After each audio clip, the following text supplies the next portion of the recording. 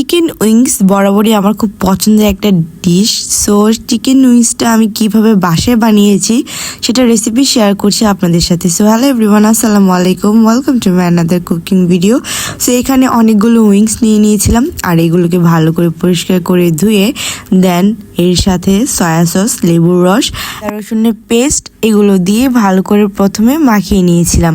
দেন তারপর যে শুকনো স্পাইসেসগুলো আছে সেগুলো অ্যাড করে দিয়েছি। এখানে লাল মরিচের গুঁড়ো, দেন গোলমরিচের গুঁড়ো দিয়ে আবার ভালো করে মেখে নিচ্ছিলাম। দেন মাখা হয়ে গেলে এর সাথে অ্যাড করে দিয়েছি সামান্য পরিমাণ টমেটো সস।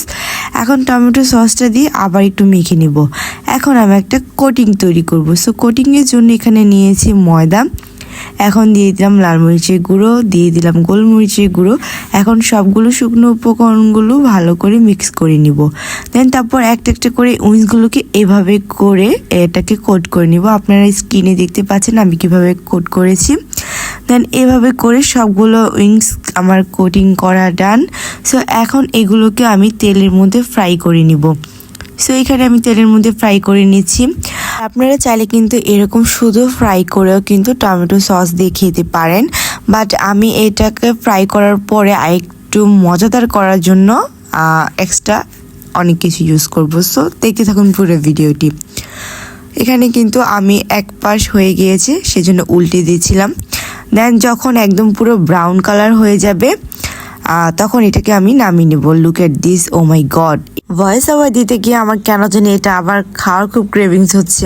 যাই হোক, দেন এই তো এখানে এগুলোকে ফ্রাই করে রেখে দেন একটা প্যানের মধ্যে দিয়েছিলাম তেল, আর এর মধ্যে দিয়ে দিয়েছি সামান্য পরিমাণ রসুন কুচি, দেন সয়া সস, টমেটো সস একটু বেশি করে দিয়েছি। দেন একটা সসের মতো তৈরি করে নিয়েছি। এখন উইংসগুলো দিয়ে এই সসটার সাথে মিক্স করে নিব।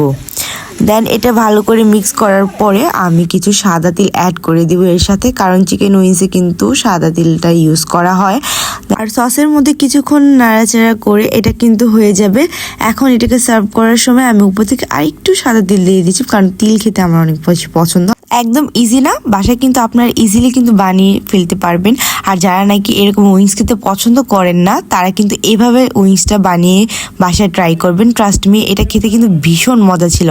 আর এই তো ছিল আমার চিকেন উইংসের রেসিপি। কার কার লোভ লেগেছে দেখে অবশ্যই কমেন্ট করে জানাবেন। আর যদি ভালো লেগে থাকে লাইক, কমেন্ট, শেয়ার। আল্লাহ হাফেজ।